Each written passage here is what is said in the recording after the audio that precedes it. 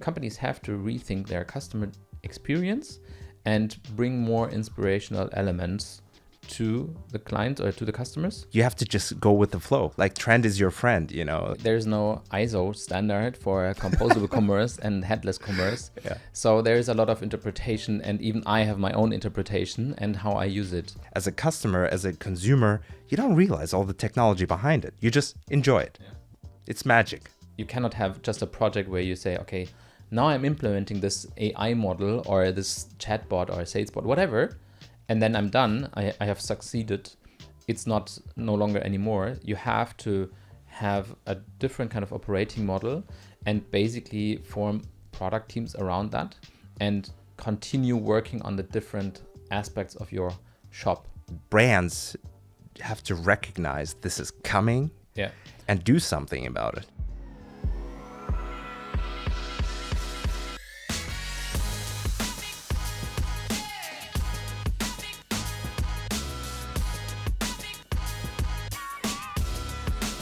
Welcome to yet another episode of the EGN Podcast. As always, I'm your host, Efe von Thenen. Today we will be talking about e-commerce technology and why it has to be a central part of your business strategy. My guest today is Matthias Dietrich, founder and CEO of Foobar agency, focusing on crafting technical e-commerce solutions for upper mid-size companies and enterprises. Join me and Matthias as we discuss practical steps, challenges, and solutions to help take your business to the next level and make it future-proof.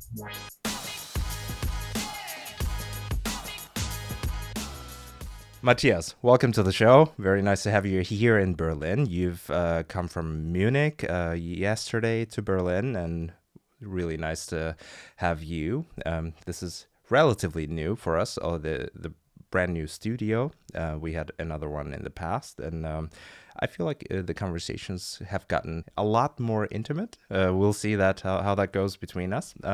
You and I will be doing big things in the near future, so I'm really looking forward to using this chance to get to know you a little bit better, and also to find out about the agency you've brought to life and what you do in e-commerce. So super interesting stuff.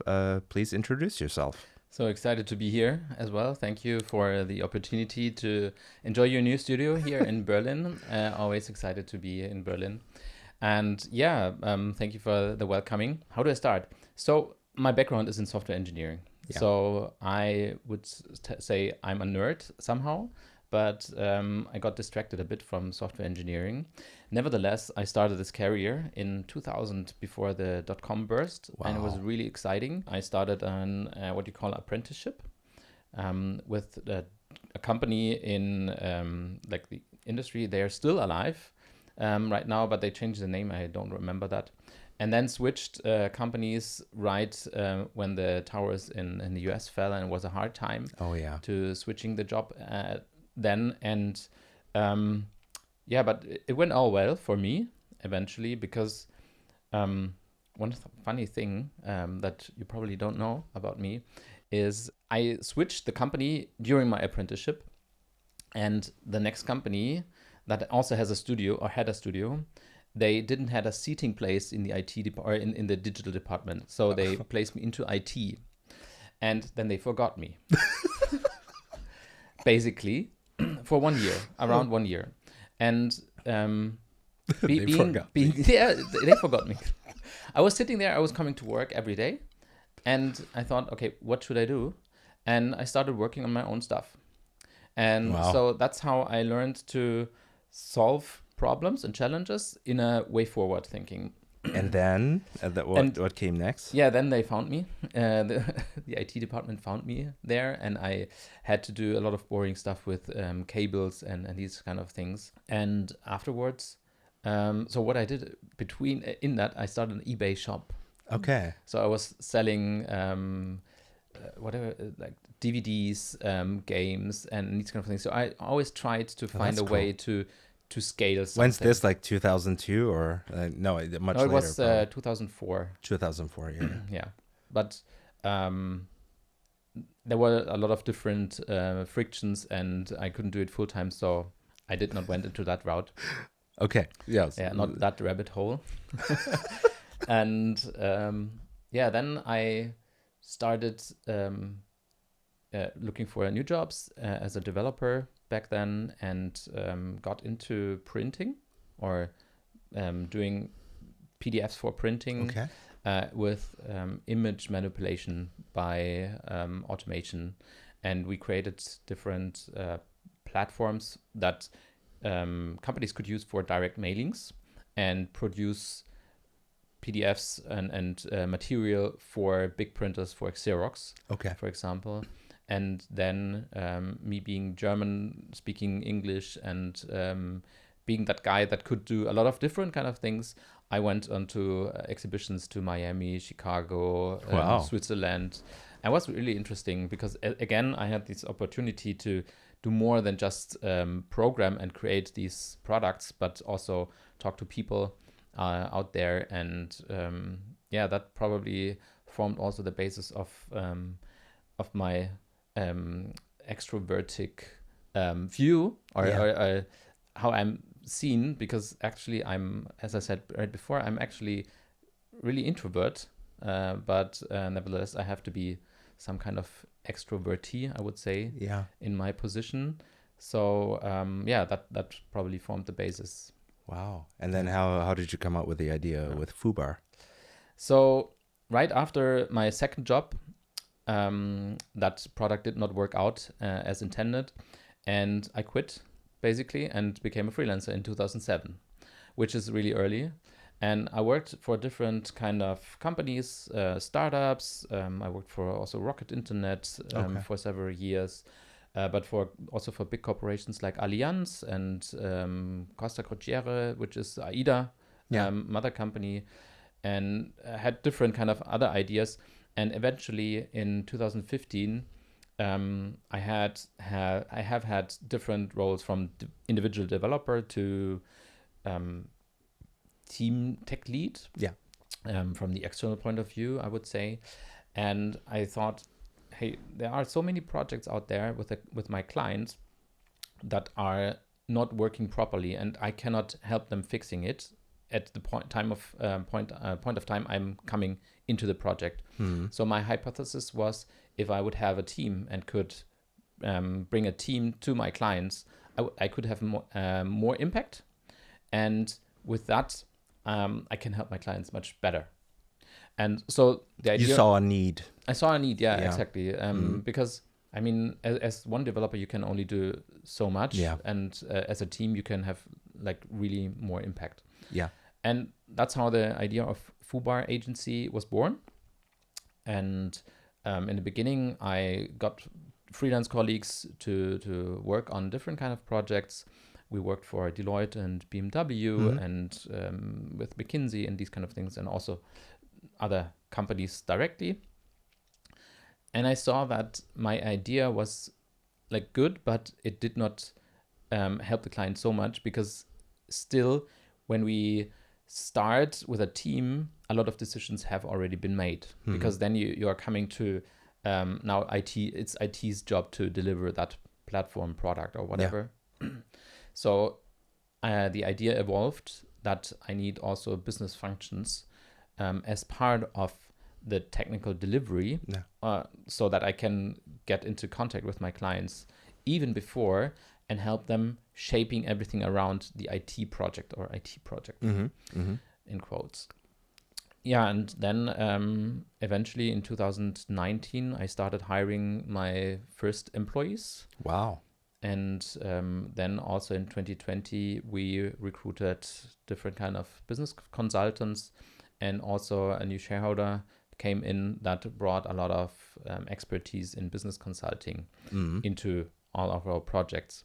And basically at that time, we became a digital consultancy, still working for different bigger consultancies, and we were brought in to our clients and helping them shaping really like a big part of their business. And we built corporate startups for insurance companies. We established new departments, e-commerce departments for companies. I mean, Cool. always together with these bigger consultancies, but we brought the technical point of view and somehow also a view on the business side onto the table, which was kind of unique because a lot of agencies, or basically the agency world, is just the client wants something, or the customer in this case wants something, and the agency just delivers this and doesn't care too much about the surroundings. And making it for as a use for the company is then company's responsibility. Yes. And we brought, I mean, we did not bring the big digital strategy for a huge corporation or an insurance company that is acting worldwide or Europe-wide, but we brought for the specific topic all that it needed for business and technology. Okay. Yeah. So now you are the Foobar agency with around 30-something employees. Exactly. Yeah. And right now, at this time, we have basically two arms. So we are also an agency that delivers specific projects for the clients. Yeah. But we also have still this consulting arm where we start a lot of projects because people want to, or companies want to do something, but sometimes, and especially right now, they don't know if that is the right way to go. So we start with a smaller, or we often start with a smaller consulting project where we help them shaping their ideas and understanding what exactly will help them on a more agnostic level. Okay. So do you have like a maybe also, you seem to be a person that thinks a couple steps ahead always. Do you want to maybe describe your customers? Like, who do you serve typically? So who are your typical customers? Which shop system do they use? Maybe tell us a little bit more about that. So where we have the most experience is with companies that are, as we call it, upper mid-size markets. So speaking of, and it depends on the business model, but from 200 million revenue per year upwards, and also enterprises that we have worked with. Most of them are in the retail area, and among that, we have a lot of experience in home and living or furniture, homeware, and also fashion, and then also travel industry. And can you name some brands that you worked with? Yeah, for example, we won the award with Porta-Möbel from the e-commerce Germany awards. Yeah, congratulations again. That was even 2024, right? Yeah, that was this year in February, I think. Yeah, exactly. Yeah, and Porta-Möbel, we're working with Hook Coburg, bringing digital commerce into their portfolio, basically. I think I have an insurance with them or something. Probably everyone, almost everyone has. Yeah. These that I can name, and there's also Sigmüller, and Yeah, that's very cool.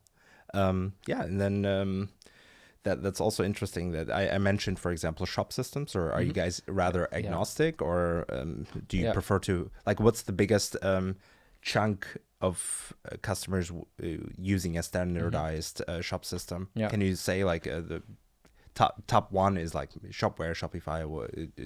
Can you give us some insights? So we have experience with different kind of shop systems, and while in the consulting arm, it really depends on the actual needs of the clients. But we have worked with, for example, commerce tools very often. Shopify as well, or Shopify Plus. That is now becoming much more popular.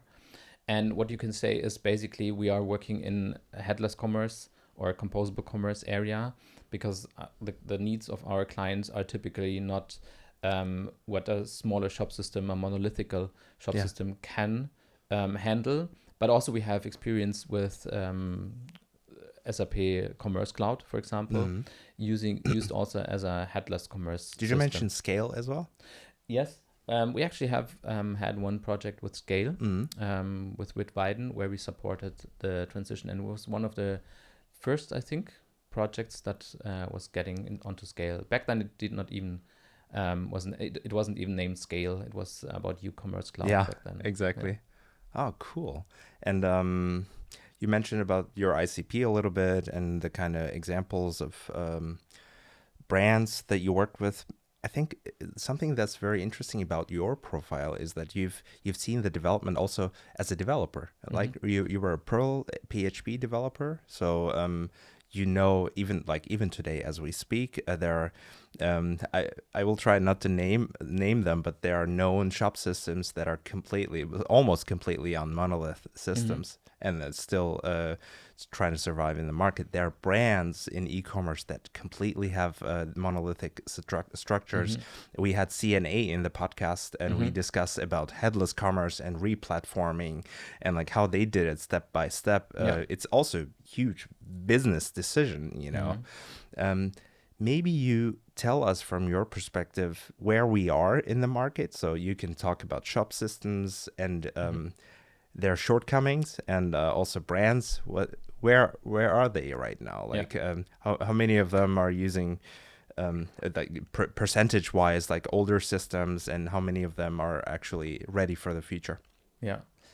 So I'm not aware of the actual numbers, like what is the like what is used most, and marketing is always ahead of the actual numbers. Yeah. I would say maybe to get around or to answer in a different angle. I think that monolithical systems have also their right to exist in some areas, but not so much more as they used to have, because monolithical systems are good basically when you have an IT that delivers what someone else is telling them to do. Yeah. More or less like in the old days when you had huge projects and you said basically I want to have XY feature, and then someone in the IT said, okay, I will develop it and let's meet in 6 months again. Yeah.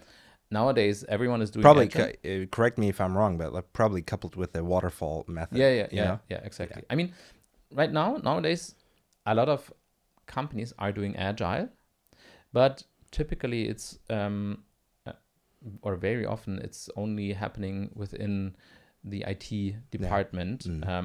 So the working model or operating model, how the business functions and the IT department are working together, is still more or less on a waterfall way. Yeah. And that is something that I see as an issue in general. And especially when you... because the world out there is so fast-paced. Yeah, so there are a lot of drawbacks. For example, I mean, when you switch from the monolithical systems to headless commerce systems, you get a lot of good features. Like you have... high speed for feature development, and that brings a lot of different requirements to how you approach different kind of problems, because then you need to work closely together to identify opportunities and implement them. And that's basically the main issue that you face when you switch to composable commerce, or when you want to go away from the monolithical systems. So there are a lot of good things that you can leverage, but it's not just the technology that brings you the solution, but it's business model as well. Yeah, there are a lot of there's a lot of terminology that's flying around, like headless commerce, API first, microservices. There's like composable commerce. Like maybe you can shed some light, because like even among the experts there, it seems to be like no commonality. Like everyone is using something. For example, and a very well known and popular optics online store has been placed on Werben und Verkaufen. I think that this, and they had an article of how they started with headless commerce, talking about how they're ready for the future. Is it really like that black and white? Like, okay, you get on headless commerce, you decouple back end and front end, and you're good to go? Or like you mentioned yourself, we can't really have a blanket statement saying, oh, hey, all monolith systems are bad or anything. Yeah, right? Yeah, exactly. So good point, basically. And I would say there's no ISO standard for composable commerce and headless commerce. Yeah. So there is a lot of interpretation, and even I have my own interpretation and how I use it. Shoot.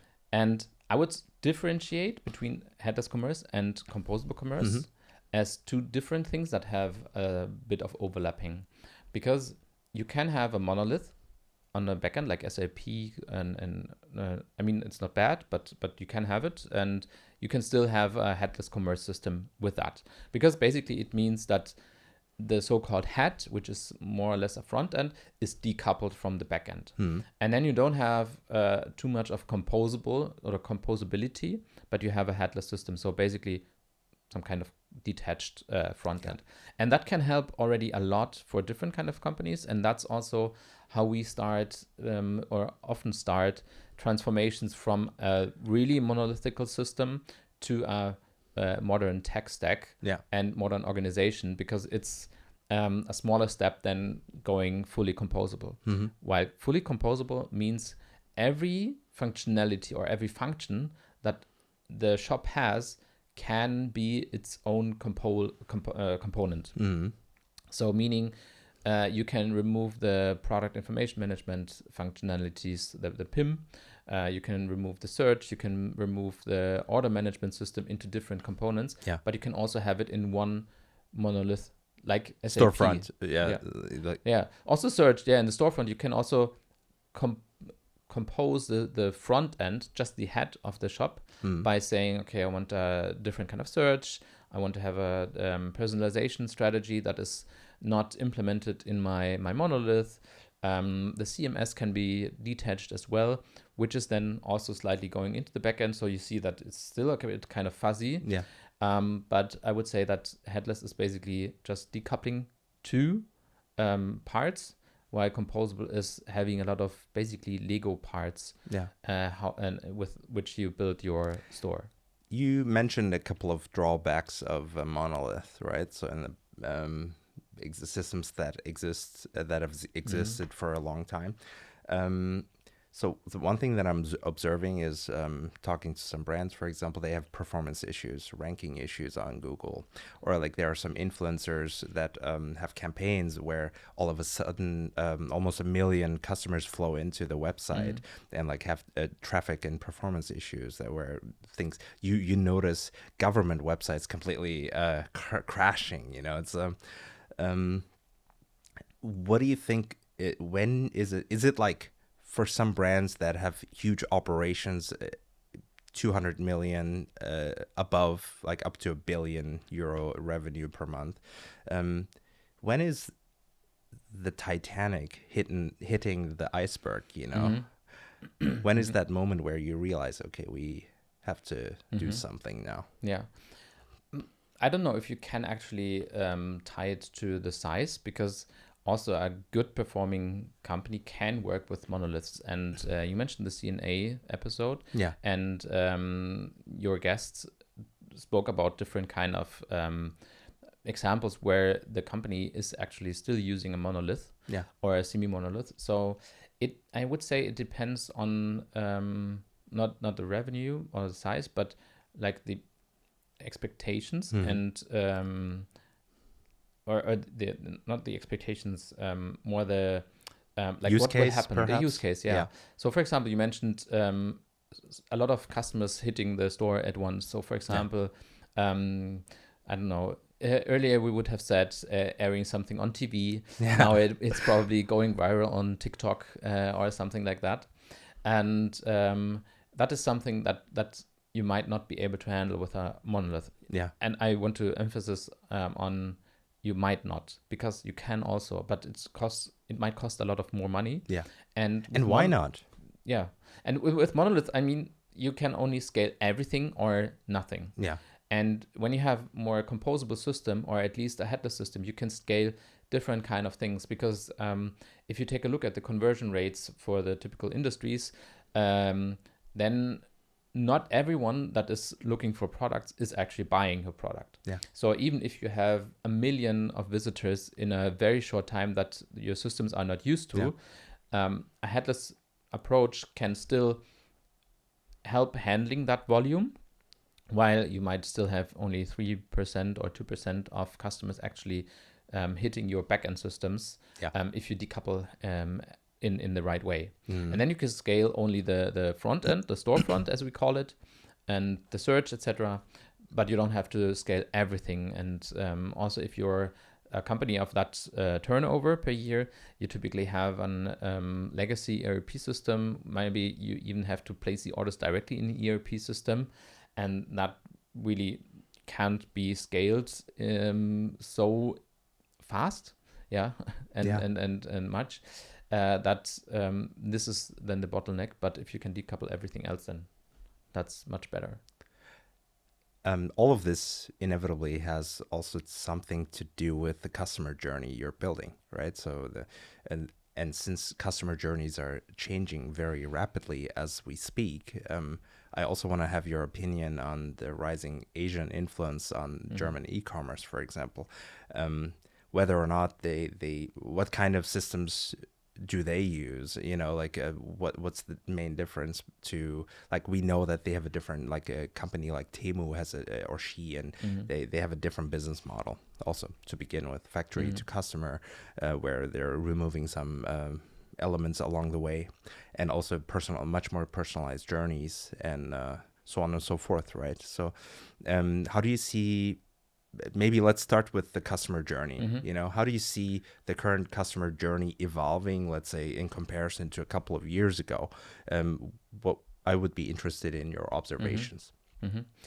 I mean, the brands that you mentioned, Shein, Temu, and are changing the behavior a lot, but also there's TikTok, as I mentioned before, which heavily influences the way people are exploring products and then also buying products. And let's see what happens with TikTok Shop in the next months and years. I'm really excited to see that, because it brings a totally new customer experience into life. And I think that is a challenge as well for traditional online shops, because if you take a look at these online shops, basically everyone is doing the same. They have some kind of product listing, they have category listings, and then you add it to the basket and then you check out. But the inspirational moment is missing. And even if companies are doing that, and they have been trying in the past, they do this kind of shop the look, where they have a topic and they create that page really nicely. But once you click somewhere, you're coming back into the old traditional product detail page, PDP, and then you have to check out. And that, I think Temu, to some extent, because it changes how we buy. So it's very strongly on focusing on mobile more than others, and also the inspirational things like the wheel of whatever. You have to turn, and these wheel of I don't know what they call it. And all of these animations and whatever that happens are changing the behavior. But also, if you take a look at TikTok, you're not looking for products so much more for a certain kind of articles, at least, or product areas, but you're more broader and on an inspirational level. And I think that is really a challenge, because people or companies have to rethink their customer experience and bring more inspirational elements to the clients or to the customers. And this is not something that you can do so good on a scalable level, but where, for example, AI can help a lot, because you can be automated creative, let's say like this, and create different kind of pages that are actually relevant for the user, and not just machine generated like SEO text that are just, or product descriptions that are just putting in some details and might not be actual relevant for the user, but they can be actually relevant. And then you can also have this TikTok moment on your own shop. We have an AI system that we created on our own, or for our own, with own models based on reinforcement learning to some extent, and we experimented with this scrolling mechanism where you scroll through a shop, and basically the AI identifies through different kind of signals if you're interested in that product or not. Yeah. And then when you scroll further, you get products that are more relevant to those that you are more interested in. Okay, interesting. And this is a usability context that you can use in some different kind of areas. So when you have a shop that is traditionally on categories, it might not work on that. But for example, if you have a shop that has a lot of articles on sale, you can use that for. So you're on the website, just scrolling through the website and seeing different types of things. And as you scroll, the website learns from your behavior and just gives you relevant things. Yeah. And it could also be content that is relevant or product images or whatever. And of course, you have to have a way out of that, which is part of our UX concept. But this creates a lot of interest in that. Made me think, Matthias, because I moved to Germany around 7 years ago, and I had the challenge. I needed to learn German from scratch, right? So I made a subscription to Spiegel, and I even had like the digital version and also the paperless, like electronic form. So it's a lot of text, a lot of reading. At first, I didn't understand anything, but it's like you keep working on that craft, and at some point you start to understand it. And I realize when I go to Spiegel today, they have like stories, like short form content. They even change because the journeys are changing. And even a like traditional news platform like that, they're adapting. So like I think I would infer the learning from those types of places that you have to just go with the flow. Like trend is your friend, like that. In that sense, I think it makes a lot of sense. But then again, I have the question, all of this sounds super exciting, but if you don't have the infrastructure that you need in the back end or like in your company, then you'll probably either it's going to cost you so much or it's going to be inefficient or so on and so forth, right? What would you say to that? Yeah, actually, that is an important point because we like this AI model. We talked about technology, but technology, as I said before, only brings you so far, and you have to change the way you are approaching these topics because you cannot just have a project. And in my apprenticeship, I learned that there's a DIN, like DIN norm for what is a project, and a project always has a defined end. Yeah. So I mean, you cannot have just a project where you say, okay, now I'm implementing this AI model or this chatbot or salesbot, whatever, and then I'm done. I have succeeded. It's no longer anymore. You have to have a different kind of operating model and basically form product teams around that and continue working on the different aspects of your shop. And it does not matter if you're working with an agency or have everything internally as a team or a hybrid model. This operating model is really important. And while with a monolith and you might have a product that is that sells itself because people, I don't know, need it or want it, and you don't have to do a lot of things, then maybe that works for that company. But for most companies like furniture, like fashion and accessoires and different kind of things, it does not work anymore. And so they have to stay close to their customer, learn from them, and then implement that fast and learn again from that. And also even like, let's take the furniture market as an example. The market is changing so much. I feel like even my own personal experience, like let's take IKEA as an example, right? So in the past, you would just like go to the store. Maybe you saw a brochure that I'm saying many years ago, right? And then you would go to the store and you have to measure everything. Now with augmented reality, you can just put that piece of furniture in your living room, and just like take a look. And because your cell phone is equipped with a LiDAR sensor, so it can measure the distance and it's quite reliable. And like all of this is actually changing the journey, which is saving companies and the consumer a lot of time and energy to go there and do all that yourself. But then again, like you have to first recognize the disruptions that are happening, and then second, be well equipped to tap into it. Yeah. And Google, for example, they're changing the entire. You can put your product feeds on Google, either paid or organic. And they're now, like, as the next thing of Google Performance Max, to my knowledge, they are combining imagery and making a 3D image out of that. So, like, you can just, like, take a look at all kinds of angles. And I think it's super exciting, all that is coming.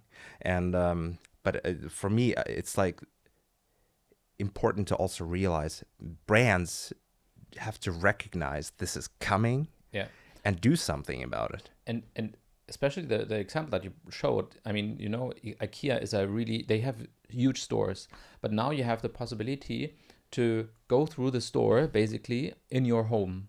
Yeah. And then you decide, okay, I need this product, and that product. And then, of course, you walk probably through the area and find something that you also want to have.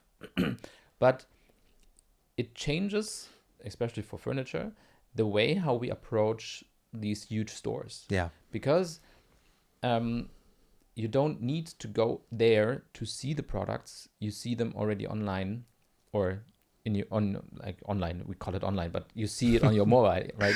Yeah, it's funny, right? Like, what is online actually?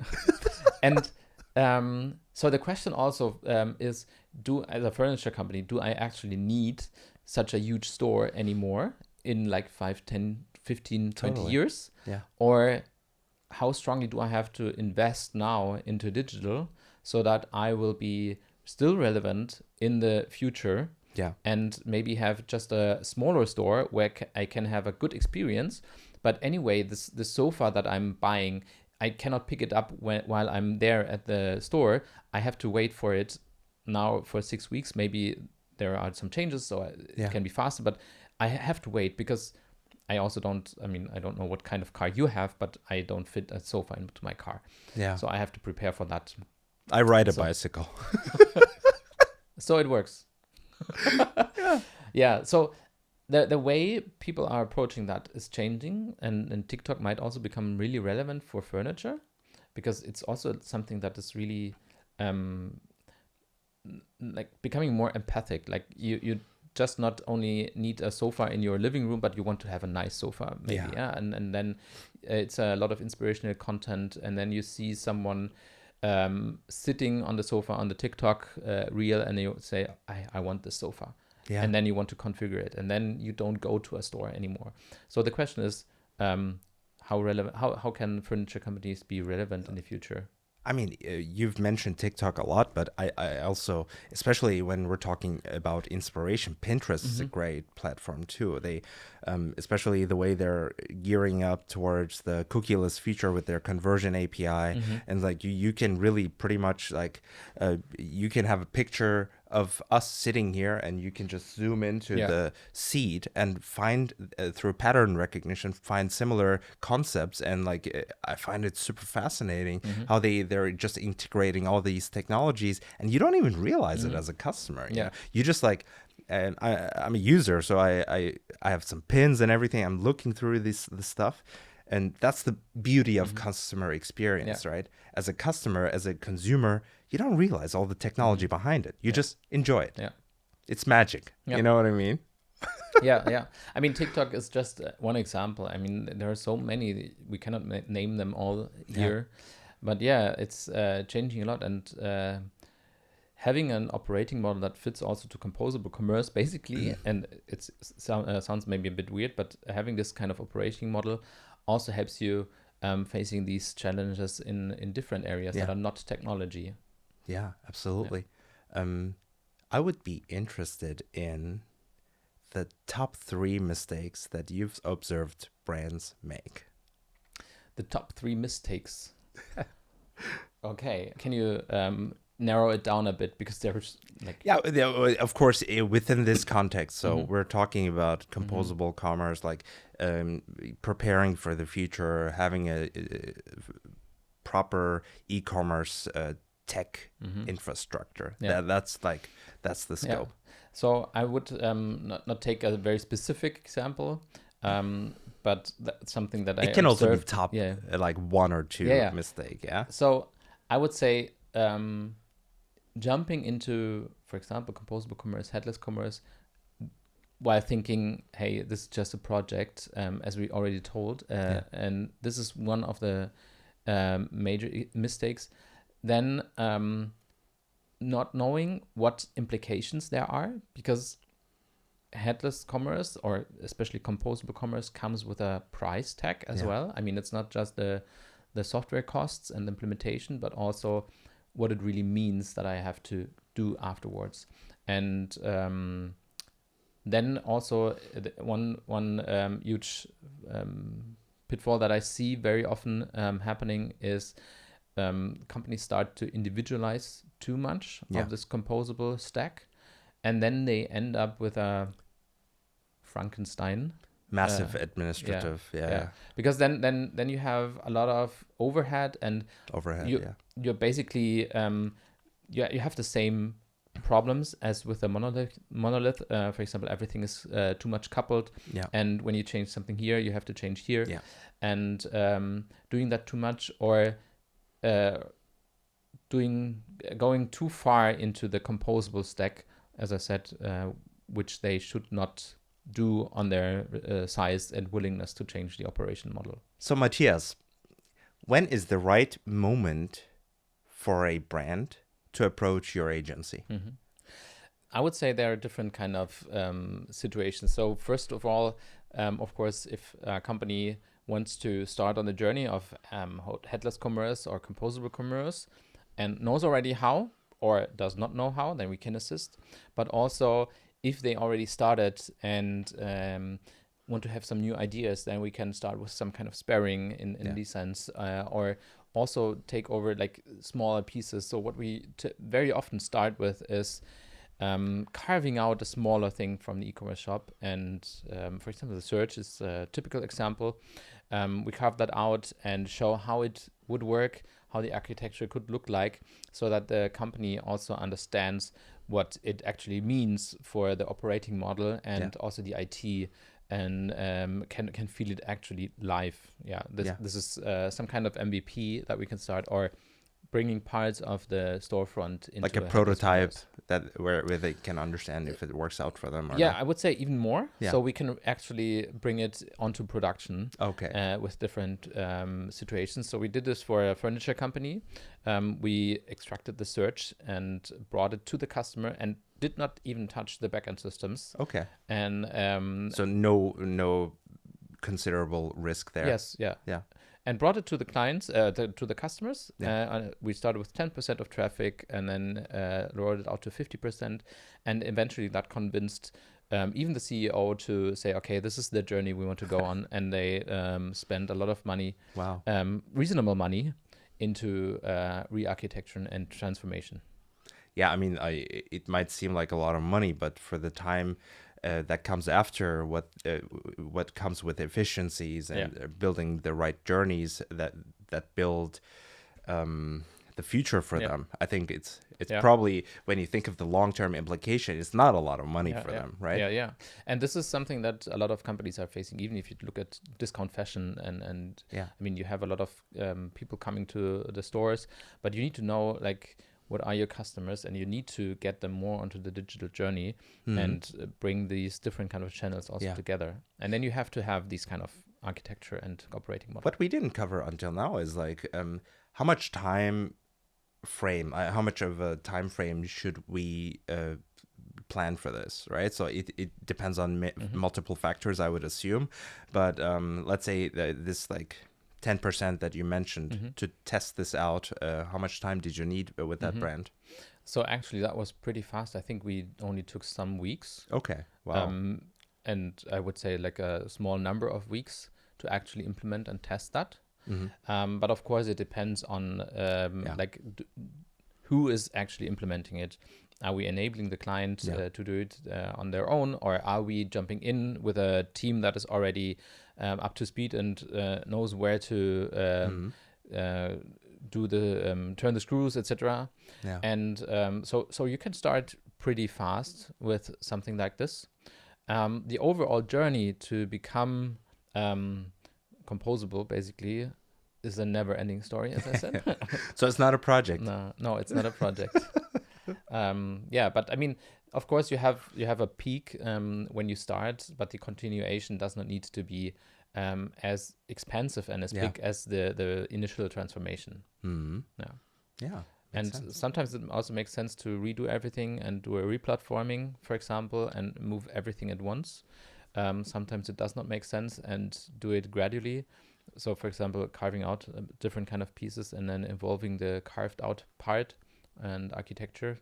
Yeah. And that really depends on the situation of the customers and clients. To me, that seems to be the most important milestone to take the right decision. And you seem to be able to also help them taking this decision right at the beginning. Yeah, exactly. We did it a lot with different kind of clients also in the relevant fields.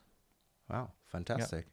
Matthias, throughout this conversation, I felt like I learned a lot from your expertise, and especially being someone who did this stuff on the ground as a developer at the beginning and moving through your experience. And I found it inspirational how you told your story in a very authentic way. Thank you so much for being with us today. And I hope you have lots of questions coming to your LinkedIn post box. We will tag you under this video. And if anyone has any questions about composable commerce, headless commerce, and all the other buzzwords that we've mentioned today, they'll be happy to reach out to you. And thank you for being with us here in Berlin. Thank you as well for having me. Thanks. Thank you for tuning into this episode of the EGN Podcast. If you found our discussion insightful, don't forget to give us a thumbs up, subscribe to our channels on YouTube, Spotify, and Apple Podcasts. Your support helps us grow and improve our content. See you next time.